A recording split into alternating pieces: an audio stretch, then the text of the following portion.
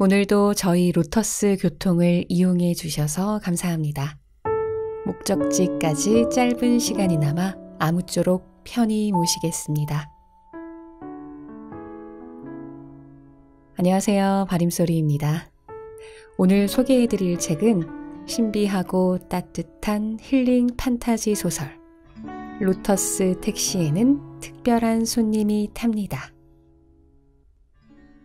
네, 이 책은 여기는 커스터드, 특별한 도시락을 팝니다의 저자인 가토 겐의 후속작입니다. 이 책의 등장인물인 택시기사 기무라가 또 등장하면서 전작의 세계관을 잇고 있는데요. 저도 이 점이 흥미로웠습니다. 괜히 반가웠다고 할까요? 책은 총 4개의 챕터로 되어 있는데 각 챕터에 등장하는 인물들은 다 다르지만 묘하게 연결되어 있어요. 손님들이 기무라의 택시에 탑승해서 기무라와 대화하는 형식으로 이야기가 진행이 되는데 그래서 더 잘 읽히고 재미있었던 것 같아요. 네, 자 그럼 로터스 택시에 탑승해서 힐링 받을 준비 되셨나요? 아쉽게도 본문은 일부만 낭독이 가능한데요. 제가 인상 깊었던 부분 일부만 낭독해 드리도록 하겠습니다. 제1장 산하다. 오랜만이네요. 얼마 만이죠? 반년쯤 됐나요? 아니다. 저번에 뵀을 때도 유리아 씨는 반팔 차림이었잖아요. 그러니 1년 가까이 됐으려나요? 실은 얼마 전에 도저히 믿기 힘든 사건이 있었거든요. 맹세코 진짜 있었던 일이에요. M 대로변 사거리에서 태웠던 손님 이야기인데요. 맞아요. 유리아 씨 가게 바로 근처죠. 그 편의점 앞이에요. 들어보시겠어요? 사거리 신호등 옆에서 제 택시를 잡아세운 손님은 자그마한 여자였어요. 잘 생각은 안 나는데 회색빛 여름용 니트에 하얀 바지 차림이었던 걸로 기억해요. 아마도요. 아닌가? 바지가 검은색이었나? 상의가 검정이었나? 어쨌든 회색과 흰색, 검은색의 이미지였어요. 밤이라서 편의점 불빛뿐이었거든요. 뒷좌석에 앉은 뒤에도 지금처럼 어두워서 잘 기억이 안 나요. 옷차림보다 여자의 눈이 인상 깊었어요.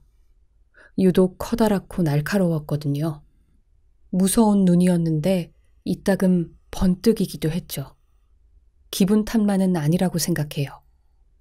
거의 새벽 1시쯤이었을 거예요. 전철도 이미 끊긴 뒤였죠. 지금이랑 비슷한 시간이에요.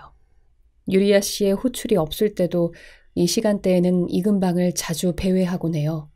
어쩌다 손님을 태우기도 하니까요. 다른 택시도 지나다닐 것 같은데 잘 안 잡히죠? S역에서 1km가 채 안 되는 어중간한 거리라서 그래요. 다른 택시나 손님 모두 S역 택시 승강장에 모여 있잖아요.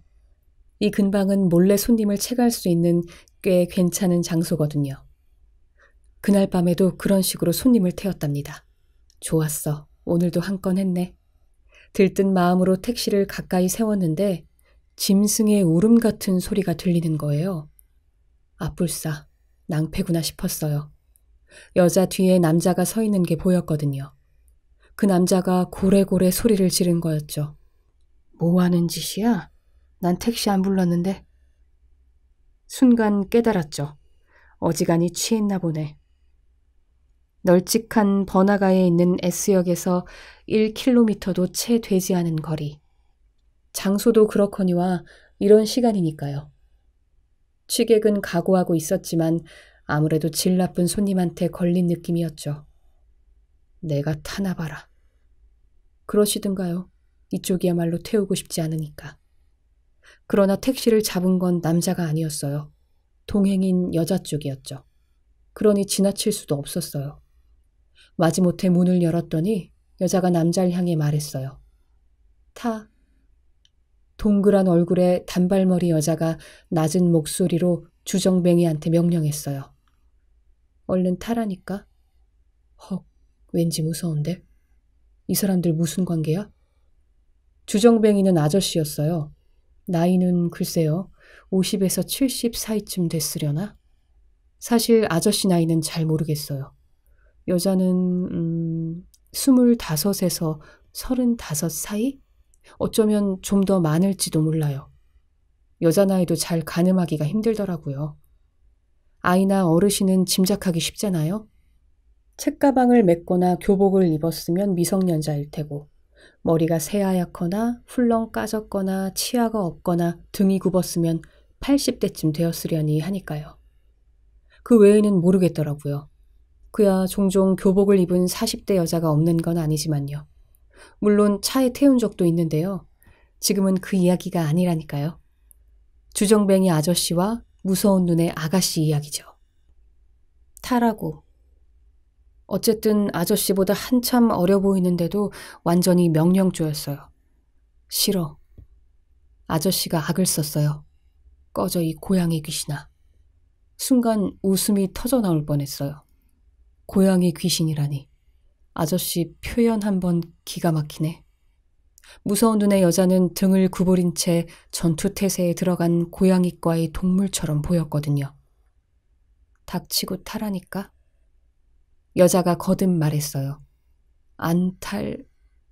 말을 끝맺기도 전에 아저씨는 뒷좌석으로 굴러들어갔어요. 에이하라역으로 가주세요. 뒤이어 스르륵 자리에 앉은 여자가 말했어요. 에이하라역 말씀이시죠? 역 앞에 내려드리면 될까요? 근처에 도착하면 말씀드릴게요. 여자 옆에서 약간 얼빠진 상태로 허리를 숙이고 있던 아저씨가 웅얼거렸어요. 이 고양이 귀신이. 내가 택시비 내놔봐라. 네? 그건 곤란하죠. 전 백미러로 시선을 돌렸어요. 출발하세요. 제 불안이 전해진 걸까요? 여자가 재빨리 말했어요. 요금은 제대로 낼 거니까 괜찮아요. 눈이 번뜩인 것 같았어요. 그야말로 고양이 같더라니까요. 분명히 안 낸다고 말했어. 아저씨가 투덜투덜 중얼거렸죠. 그럴 돈 없어. 지갑에 한 푼도 없다고. 에이하라 역으로요. 여자가 말문을 막듯 덧붙였어요. 출발해주세요. 일단 M대로 남쪽으로 내려가서 S야역 방면으로 향했어요. 5월이 거의 끝나가는 바람 한 점 없이 무더운 밤이었죠. 제가 근무하는 택시 회사 로터스 교통은 사장님과 저뿐인 영세기업이에요. 이대로 계속 이 일을 해도 될지 이따금 고민이 된답니다. 몇 년쯤 지나서 개인 택시에 필요한 자격을 따면 사장님이 자기 회사를 물려받아도 된다고 말씀하시긴 했지만요. 택시라는 일을 싫어하진 않아요. 하지만 평생 할 수 있을진 모르겠어요. 어쩌다 문득 생각만 할 뿐 심각하게 고민한 적은 없어요. 좀 더 심사숙고 해봐야겠죠. 언제까지 젊진 않을 테니까. 평생이라니. 여자가 중얼거리듯 말했어요. 인생은 짧아요. 당장 내일도 알 수 없어요. 그렇죠. 맞장구를 치면서 생각했어요. 내가 또 속마음을 말해버렸나? 언제 불의의 사고로 죽어버릴지 몰라요. 해야 할 일은 당장 시작해야 해요. 여자 목소리가 조금 달라진 듯한 기분이 들었어요. 맞아요. 말씀하신 대로입니다. 백미러를 보고 저는 갸웃했어요. 손님, 괜찮으세요? 네. 여자의 표정은 바뀌지 않았어요. 기분 탓이었을까요? 괜찮아요. 목소리가 희미하게 떨리며 콧소리가 나는 것 같았거든요. 마치 울고 있는 것처럼요. 우는 게 아닌가? 화내는 건가? 아이야역을 지나치자 도로는 완만한 내리막길로 바뀌었어요.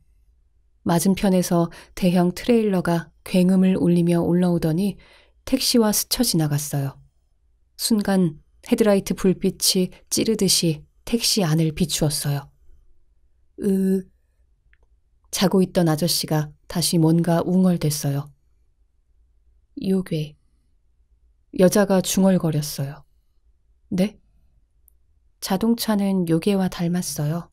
눈을 번쩍이며 캄캄한 밤을 거칠게 달려와 인간을 죽이죠. 그럴지도 모르겠네요.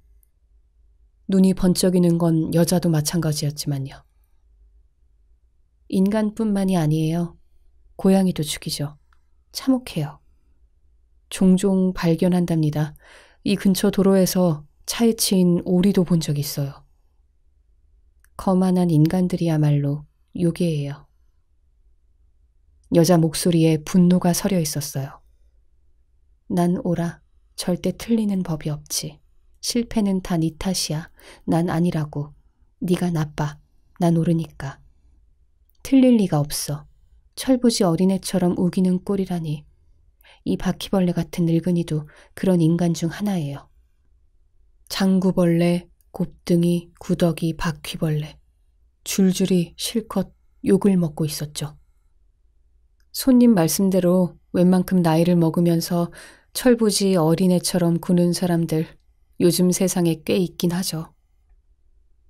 바로 뒷좌석에서 아저씨가 자고 있는데 저도 모르게 맞장구를 쳤답니다. 오늘도 그런 손님이 계셨거든요.